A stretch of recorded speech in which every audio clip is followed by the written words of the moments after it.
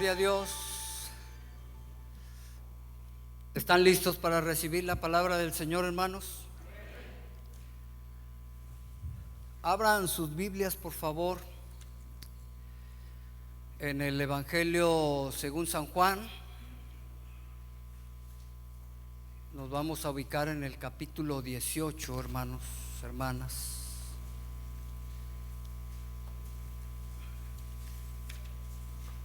Seguimos hablando de Jesús, hermanos. Generalmente se predican los 7 gran yo soy de Jesús, pero nosotros vamos a predicar 9, a menos que ya se hayan aburrido de escuchar el mensaje de Jesús. ¿No?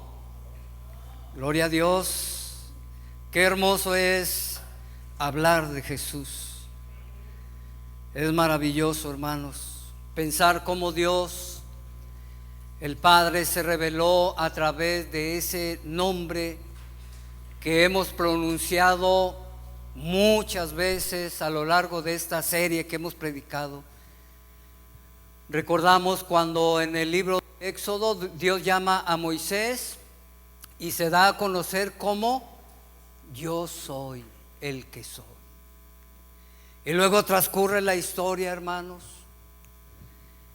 y nos encontramos 2000 años atrás aproximadamente, que llega Jesús a este mundo y se adjudica ese nombre y dice: yo soy el pan de vida. Qué impresionante, hermano. ¿Quién puede tomar ese nombre para sí? Solamente Él, solamente Dios. Así es que bendito sea el Señor. Hoy vamos a leer, hermanos, desde el versículo 1, capítulo 18 de Juan, versículo 1 al versículo 8, y de allí voy a compartir lo que sería el octavo yo soy de Jesús. Amén.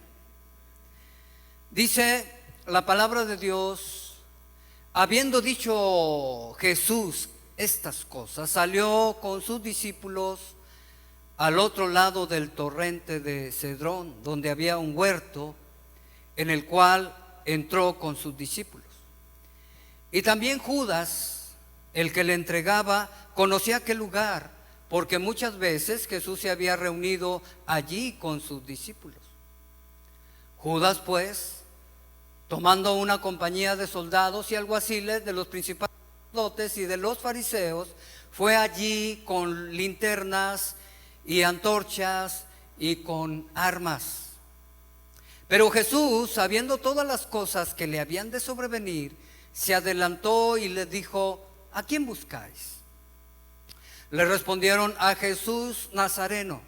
Jesús les dijo: yo soy. Maravilloso. Y estaba también con ellos Judas, el que le entregaba. Cuando le dijo: yo soy, retrocedieron y cayeron a tierra.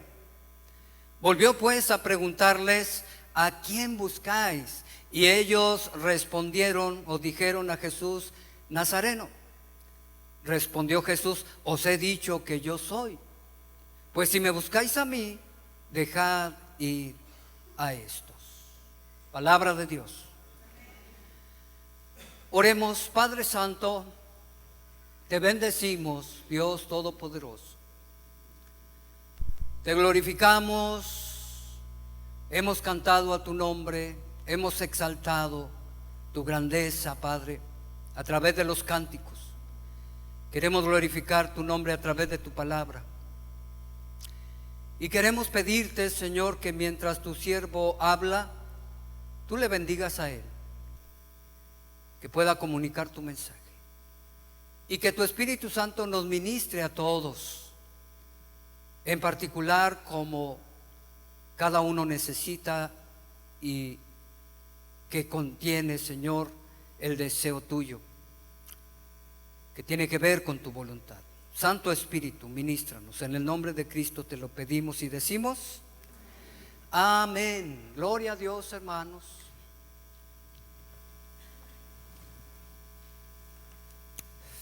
Vamos al versículo 1. Dice, habiendo dicho Jesús estas cosas. Esta frase, hermanos, que se compone de 5 palabras, y muy en específico las primeras 2, son una frase que enlaza a lo que Jesús va a enseñar a continuación, y que contiene, hermanos, lo que le sucedería en un tiempo próximo, pues esa misma noche, el día siguiente, lo iban a apresar, lo iban a juzgar y lo iban a matar.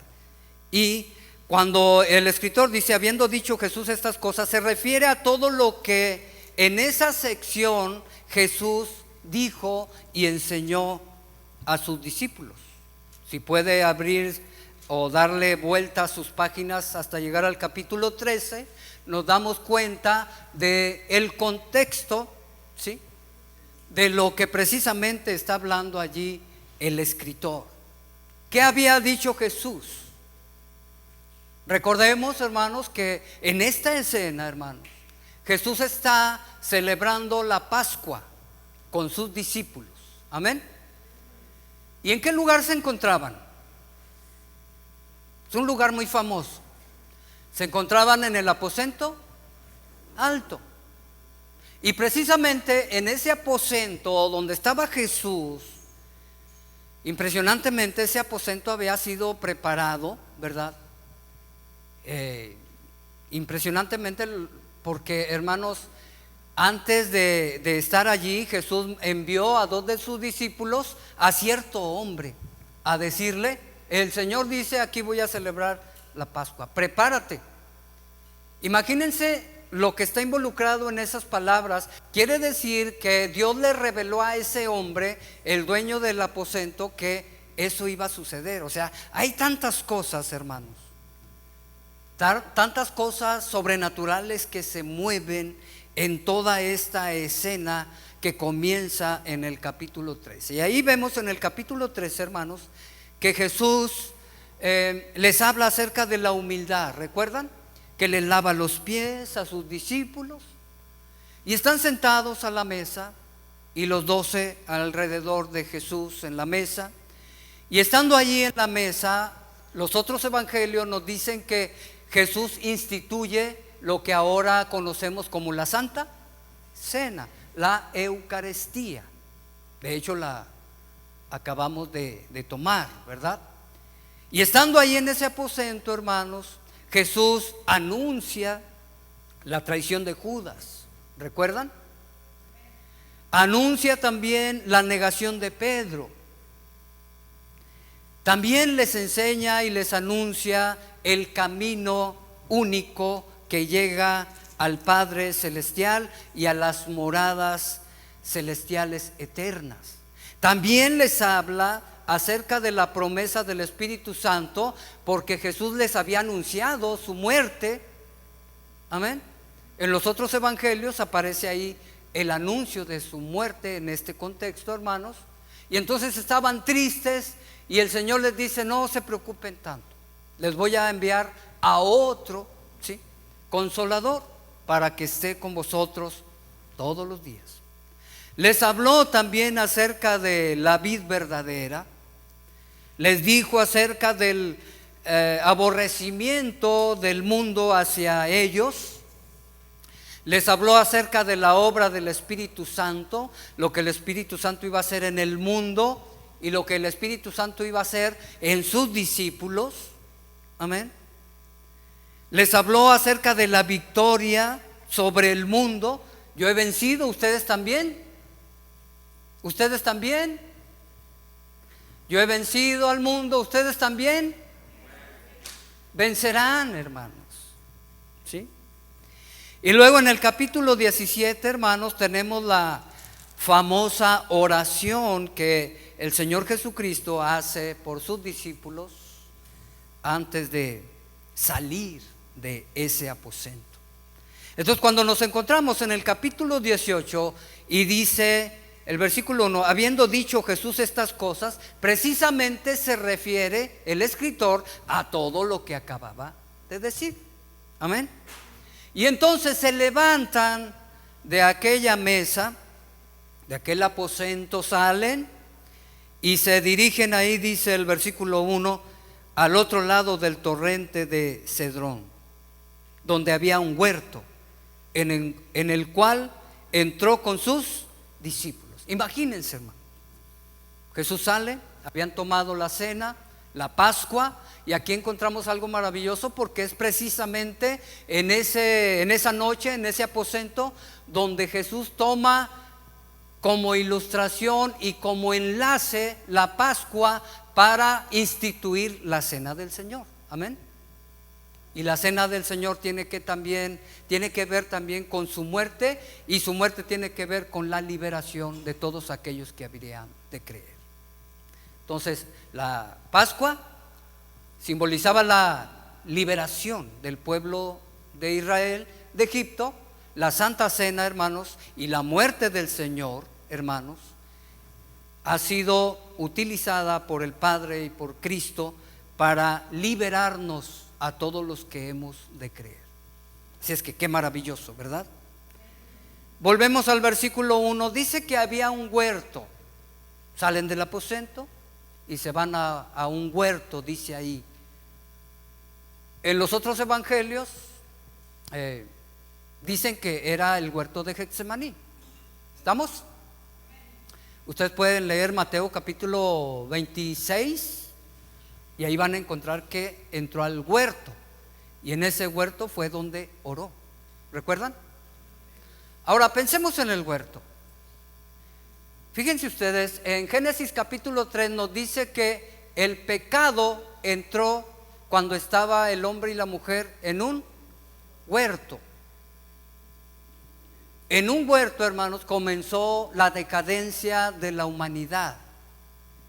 En el huerto del Edén, Adán y Eva pecaron, desobedecieron a Dios, y entró el pecado a la raza humana, y el pecado produjo la muerte. Sin embargo, en ese huerto también se pronunció una promesa del Salvador que redimiría a los pecadores. Qué maravilloso, ¿no? En el huerto del Edén sucedieron cosas impresionantes que hasta la fecha todavía nos persiguen y que nos afectan. Nos dijo el Señor: van a morir.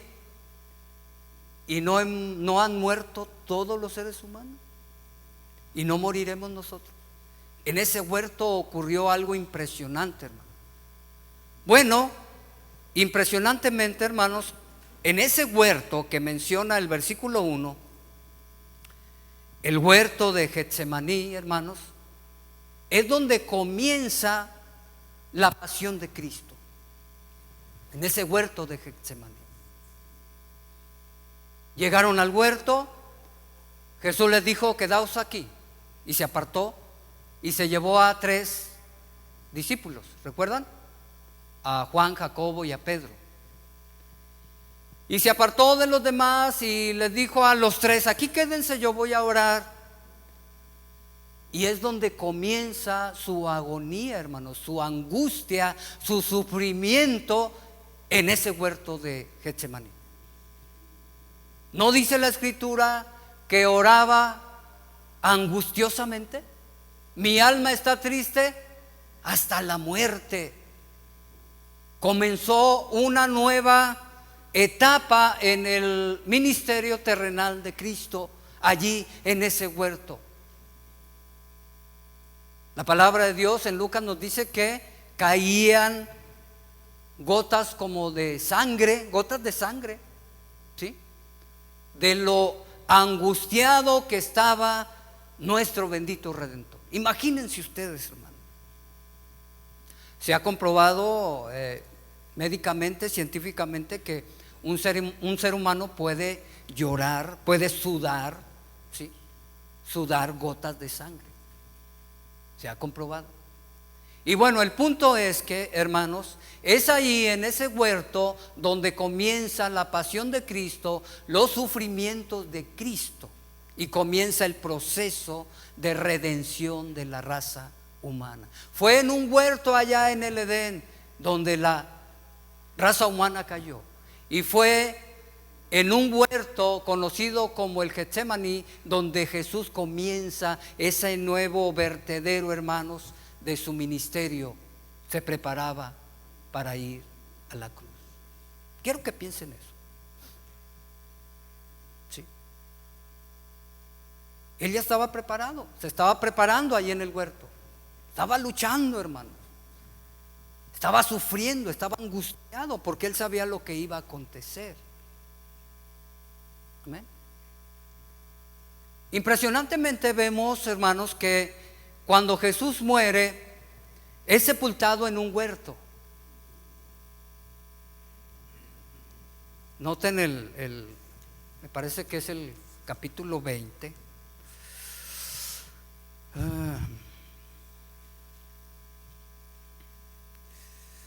Ay, es que mis notas se me perdieron, hermanos. Es el capítulo 19. A ver si alguien me ayuda ahí que lo encuentre rápidamente. 41. Dice, y en el lugar donde había sido crucificado, ¿había qué? Un huerto. ¿Sí? En un huerto fue sepultado. Pero también se dice, hermanos, que en ese mismo huerto donde fue sepultado, se levantó de entre los muertos. Amén. Impresionantemente. Qué interesante, ¿no? Quizás nunca habíamos pensado que en un huerto allá en el Génesis, en el huerto del Edén, sucedieron muchas cosas que negativamente nos afectaron a toda la raza humana. Y luego después en otro huerto Jesús comienza su pasión, su ministerio de sufrimiento, ¿verdad? Y fue en un huerto donde lo sepultaron, y fue en un huerto donde llegaron aquellos ángeles con gran poder y gloria y movieron aquella piedra, hermanos. ¿Y qué pasó? El Señor Jesucristo se levantó con poder impresionantemente, venciendo a la muerte. Qué tremendo, hermanos, qué maravilloso. Y también Judas, dice el versículo 2. Notemos la aparición de Judas. Judas es importante, hermanos. Dice, el que le entregaba también conocía aquel lugar, porque muchas veces Jesús se había reunido ahí con sus discípulos. Conocemos pues la narrativa de los evangelios sinópticos. Nos hacen saber que el Señor Jesucristo casi siempre que iba a Jerusalén, casi siempre, no siempre, se iba a descansar y a meditar al huerto de Getsemaní. Amén. Estaba cerca el huerto. Y se llevaba a sus discípulos, entre ellos iba Judas, el que lo traicionó. Entonces él conocía. Una vez que salen del aposento alto, hermano, del aposento alto, ¿sí?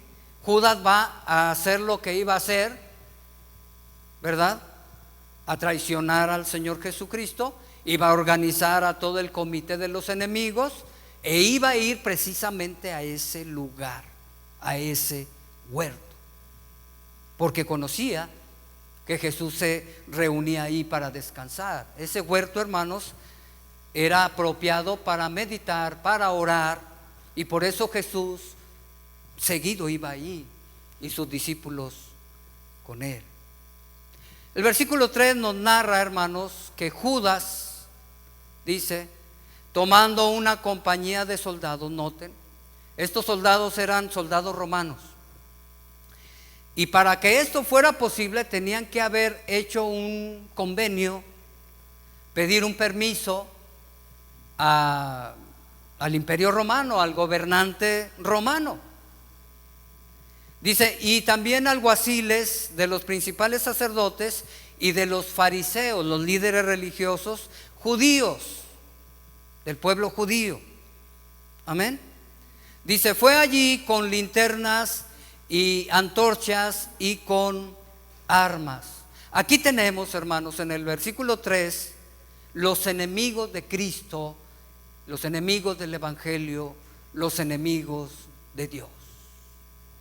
Judas era el que capitaneaba a ese grupo de personas. Impresionantemente vemos que Judas era parte de los 12, mas sin embargo dejó ser parte de ellos y se convirtió en el enemigo del Señor y de los discípulos del Señor.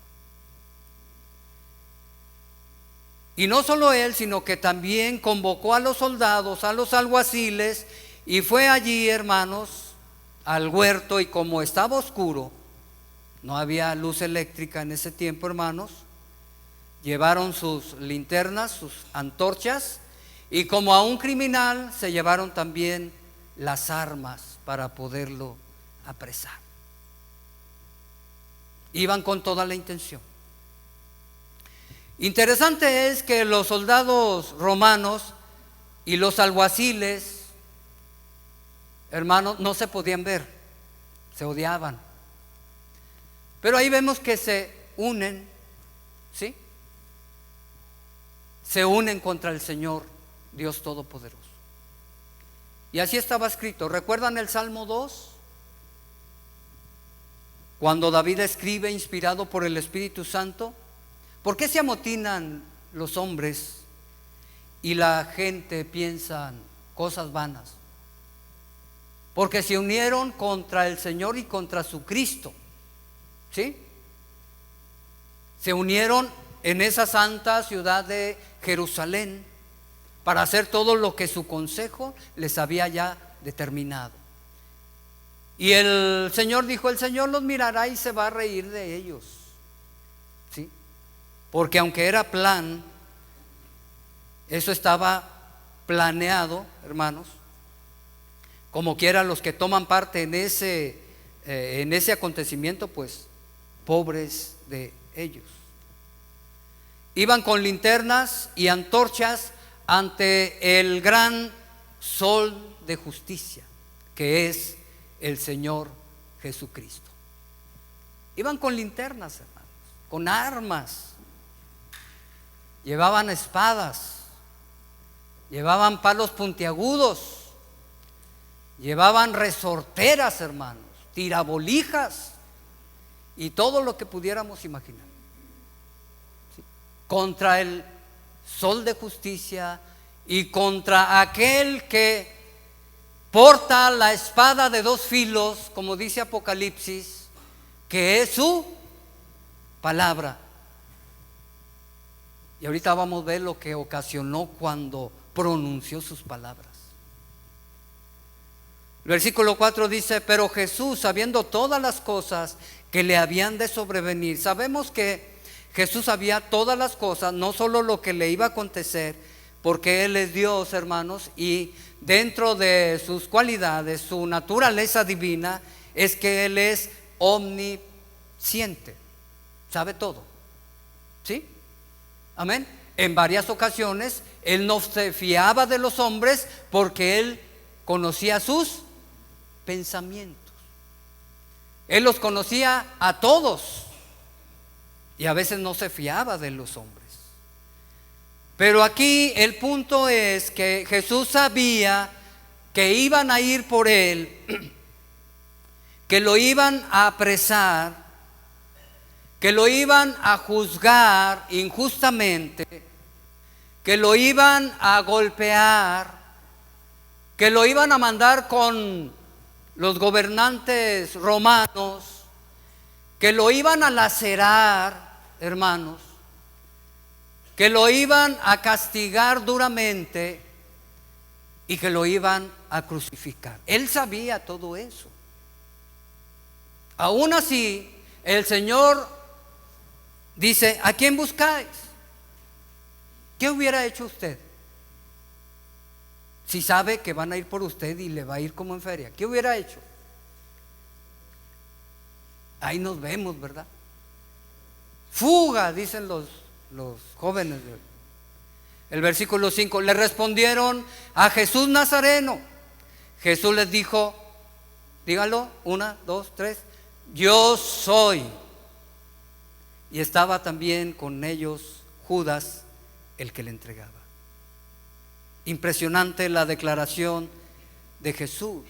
Quizás nosotros hubiéramos corrido o hubiéramos dicho, ¿saben qué? No está, ¿verdad? Como cuando van los aboneros y preguntan por la mamá generalmente, ¿verdad?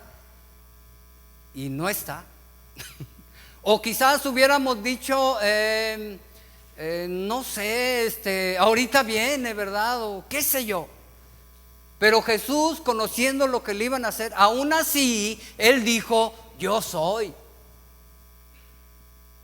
Qué impresionante, hermanos. ¿Sí? Qué impresionante.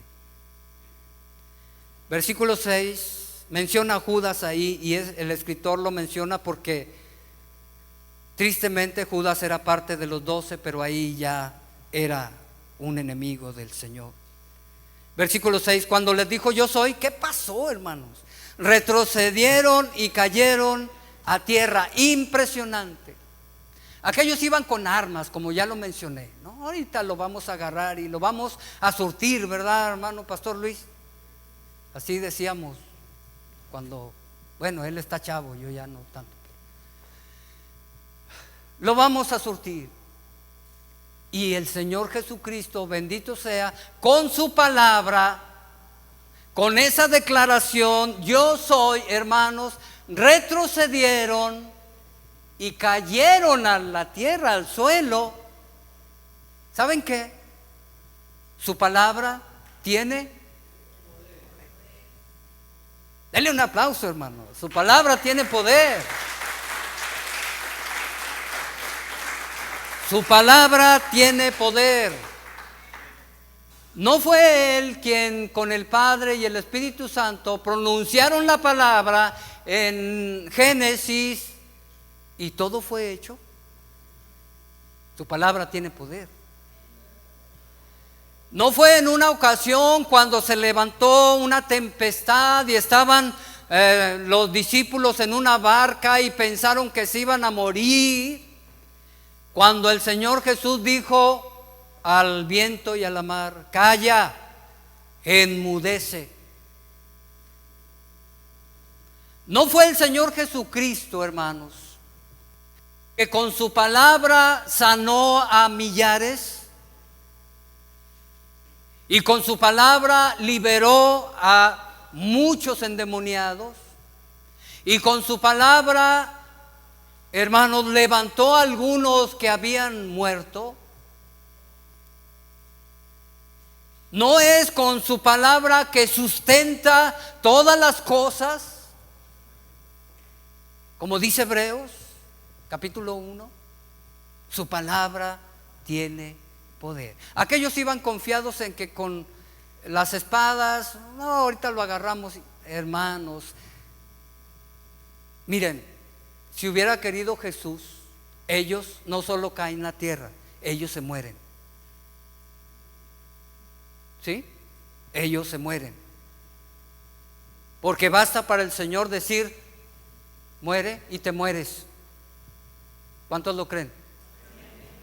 Mas sin embargo, encontramos ahí una enseñanza que nos lleva a pensar en la misericordia de Cristo, porque Él esperaba, hermanos, sacar adelante su plan de redención y esperaba que de alguna manera estos hombres enemigos de Él escucharan el mensaje del Evangelio días después y se convirtieran a Él.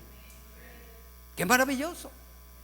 Él hubiera pensado en, ahorita los hago que se mueran.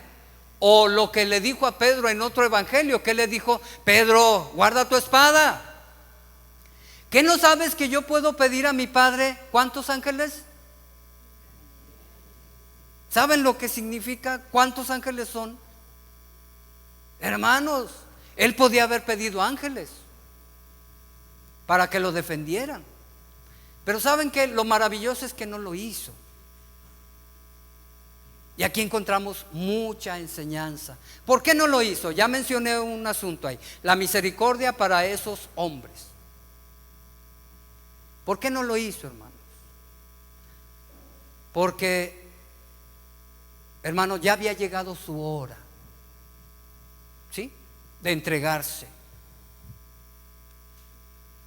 Cuando se perfila al monte, al huerto de los olivos, hermanos, deja su túnica de profeta, el Señor Jesús, su oficio de profeta, para tomar ahora el oficio de intercesor, de sacerdote y de cordero pascual. ¿Notan eso? Amén. Qué maravilloso, ¿verdad? Ya no iba más a predicar el evangelio, ahora iba a convertirse en el sacerdote para ofrecer el sacrificio. Pero no solo el sacerdote, sino que ahora iba a tomar el lugar como cordero pascual, la víctima. ¿Sí? Amén, hermanos. Sacerdote, víctima. El profeta Juan dijo: he aquí el Cordero de Dios que quita el pecado del mundo. Y era el momento para hacer todo eso. En otras ocasiones, si ustedes recuerdan, en los evangelios, hermanos, intentaron matar a Jesús, ¿sí?, muchas veces. Cuando el Señor, por ejemplo, dijo yo soy, en el capítulo 8, me parece, de Juan, casi al final del capítulo dice que tomaron piedras para matarlo, pero Jesús se escabulló, se fue, porque no había llegado su. En otra ocasión quisieron apedrearlo, porque quebrantaba el día del reposo y todo sobre él, pero algo pasaba, pues él es Dios, y se retiraba de ahí y no le hacía nada porque no había llegado su. Pero en esta ocasión no hizo eso, hermanos, por amor a usted, por amor a mí, por amor a sus discípulos, para llevar a cabo la obra de redención. ¿No es maravilloso el Señor? Gloria a Dios. Impresionante es nuestro Dios. Así es que su palabra tiene poder. Amén. Versículo 7. Volvió pues a preguntarles: ¿a quién buscáis? Y ellos dijeron: a Jesús Nazareno. Este era un tono despectivo, ¿saben? Porque Jesús de Nazareno era, bueno, Nazaret era una aldea muy pobre y que pues no daba ni un 20 por ella. Inclusive de Judá, de toda la región, llegaron a decir: ¿de Judá puede salir algo bueno? Cuando le nombran Jesús Nazareno, era un tono despectivo. Realmente debieron de haber dicho Jesús de Belén. Eso era verdad, porque nació ¿dónde? Belén, ¿verdad? Y de hecho encontramos aquí su nombre, que tiene que ver con su humanidad, ¿sí? Cuando le dicen Jesús Nazareno representa la humanidad de Cristo. Amén. Porque Jesús fue 100% hombre. ¿Estamos? Pero el gran yo soy, ese nombre representa su divinidad. Jesús fue 100% hombre, pero también es 100% Dios. Y Él es bendito por los siglos. El versículo 8 dice: respondiendo Jesús: os he dicho que yo soy, pues si me buscáis a mí, noten, dejad ir a estos. ¿A quiénes se refiere? A los discípulos. Aquí encontramos, hermanos, el cuidado que Jesús tiene de sus discípulos, el cuidado que Jesús tiene por su rebaño, por sus ovejas. ¿Acaso no dijo en el capítulo 10: yo soy el buen pastor, y el buen pastor su vida da por las ovejas? Amén. Nadie me quita mi vida. Yo, dice, yo de mí mismo la pongo por mis ovejas. Tengo poder para ponerla y tengo poder para volverla a tomar. Y eso hizo. El Señor es el buen pastor que cuida de sus ovejas. Amén. ¿Usted es una oveja del Señor? El Señor lo cuida. Él lo está pastoreando a través de su palabra, a través de su Santo Espíritu, a través de los hombres que predicamos. Sí. Y esto es algo maravilloso, hermano. Amén. Dejad ir a estos. ¿Por qué? Él está intercediendo por ellos. Está ejerciendo su oficio de intercesor. Porque Él es el mediador, el único mediador entre. Él murió, fue sepultado, resucitó, estuvo 40 días aproximadamente después de su resurrección y después ascendió al cielo, ¿verdad? Está en su trono. Hebreos dice que está intercediendo por los suyos. Romanos 8 dice que Él está intercediendo por los suyos. Y aquí está intercediendo por los suyos. Qué maravilloso. Ahora recordemos que después de ahí, en la gran comisión, hermanos, ya después de la resurrección de Cristo, los discípulos tenían el gran deber, la gran misión de ir y hacer discípulos a todas las naciones. Entonces, cuando dice dejad a estos que se vayan, es porque tenían que hacer una obra. Ellos iban a continuar la obra del mensaje de salvación. Pero lo que conmueve, hermanos, es que el Señor se pone en defensa de los suyos. Ve por los suyos, se interesa por los suyos, los cuida, los protege. Amén. Y es algo impresionante, hermano.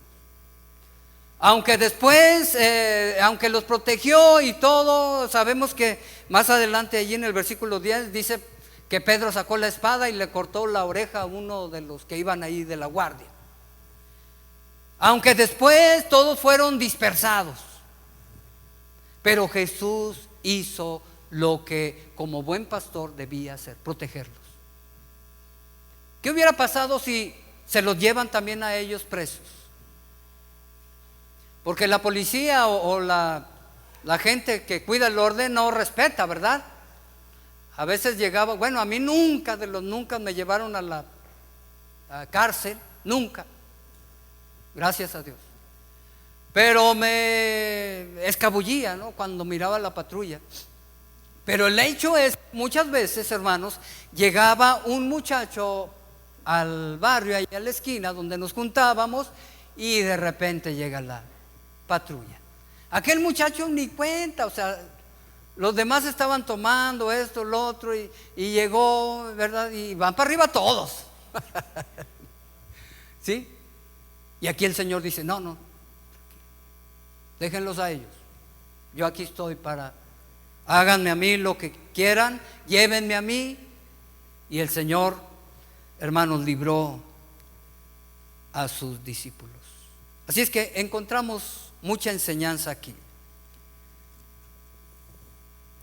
Lo maravilloso es, hermanos, que Jesús, siendo lo que es, Él es Dios. Amén. Él es Dios. Teniendo todo el poder para barrer a sus enemigos, no lo hizo. Teniendo todo el poder para evitar su muerte, no lo hizo. Teniendo todo el poder, la autoridad para evitar la burla, el dolor, el sufrimiento, no lo hizo. Porque tenía una misión que hacer. Y en esa misión estamos implicados todos. Amén. ¿No es maravilloso pensar que Él dio su vida por nosotros? Y que cuando estaba diciendo déjalos a ellos, ahí estábamos nosotros también. déjalos a ellos. Pero también aquellos que resistan al Evangelio estaban allí, los enemigos de Dios, los soldados romanos, los soldados de la guardia del templo, las autoridades civiles del pueblo de Israel, allí estaban. Y esos también representan a todos aquellos que no están con Cristo, sino que están en contra de Él. Se constituyen enemigos de Dios. Pónganse de pie, hermanos. Gloria a Dios.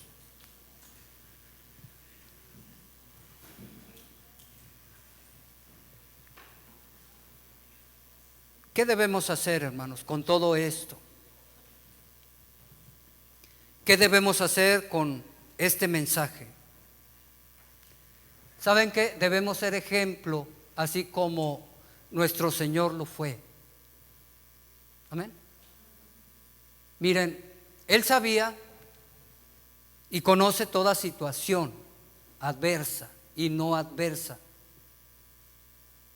Toda situación que le va a acontecer a usted, Él ya lo sabe. ¿Sí? Él ya lo sabe. Pero saben que Él está en control de todo. Está en control de todo. Y saben que Él está permitiendo que sucedan cosas que de sufrimiento, hermanos, porque todo eso nos ayuda a alcanzar, ¿sí?, la perfección en este mundo, la madurez espiritual. Así como el sufrimiento le ayudó a Cristo a perfeccionarse y conseguir a través de su sangre nuestro perdón, así nosotros a través del sufrimiento alcanzamos madurez, ¿sí? Alcanzamos perfección, santificación moral en este mundo. No es que nosotros a través del sufrimiento alcancemos la salvación, no, porque la salvación ya la consiguió el Señor, pero sí a través del sufrimiento alcanzamos madurez, crecimiento. Amén. Y todo eso glorifica al Señor. El Señor Jesús, hermanos, se determinó a enfrentar el sufrimiento. Nosotros debemos determinarnos a enfrentar el sufrimiento. Amén. El Señor Jesús obedeció a pesar del sufrimiento. Padre, si es posible que pase de mí esta copa sin que yo no la beba, que pase. No quiero morir, pero no sea mi voluntad, sino estaba resuelto a obedecer, aunque le costó mucho sufrimiento. Nosotros debemos también estar así, determinados a que venga lo que venga, lo vamos a enfrentar, porque Dios es por nosotros, Él está con nosotros y Él nos va a ayudar a salir de cualquier situación adversa que Él mismo permita en nuestra vida. ¿Cuántos lo creen? Sí, amén. ¿Usted todavía no es discípulo del Señor? La invitación para que lo sea y obtenga la redención de su alma. Vamos a orar. Dios Todopoderoso, gracias por tu palabra, Señor. Te alabamos, te glorificamos. Te damos muchas gracias. Reconocemos que tú eres Dios, que tú eres el gran yo soy. Reconocemos que tú, Señor, te sacrificaste por nosotros y que nosotros debemos también sacrificarnos a favor de tu obra, de tu voluntad. Oh Señor, ayúdanos a nosotros que ya hemos tomado la decisión de seguir a Cristo, y ayuda a los que todavía no lo han hecho, para que se pasen de bando, para que dejen de ser enemigos y se conviertan en tus discípulos. Ayúdanos Padre Santo, te glorificamos. Bendito seas por los siglos de los siglos. Decimos amén y le damos un aplauso al Señor de alabanza, hermanos.